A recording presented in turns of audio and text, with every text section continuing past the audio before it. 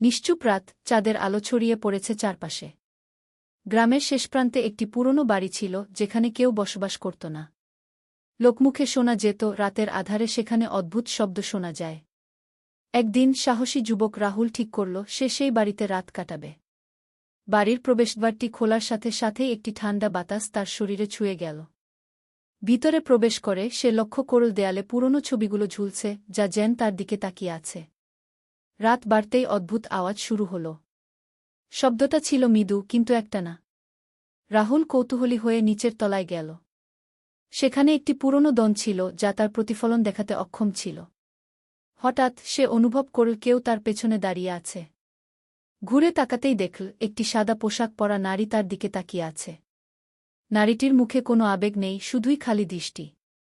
রাহুল ভীত হয়ে পিছিয়ে যেতে চেষ্টা করল, কিন্তু পায়ের নিচে একটি পাটা পড়ে গেল। সেটা তার ভয় আরও বাড়িয়ে দিল।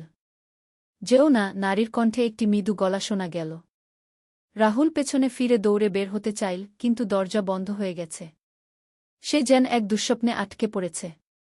অবশেষে যখন সে নারীর দিকে ফিরে তাকাল, তখন দেখল সে ধীরে ধীরে তার দিকে এগিয়ে আসছে।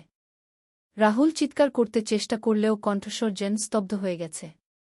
সে জানল সে আর বের হতে পারবে না। সকালে গ্রামবাসীরা যখন বাড়ির কাছে এল, তখন শুধু খালি দরজার সামনে একটি পুরনো দণ্ড দেখা গেল। রাহুলের কোনো চিহ্ন ছিল না।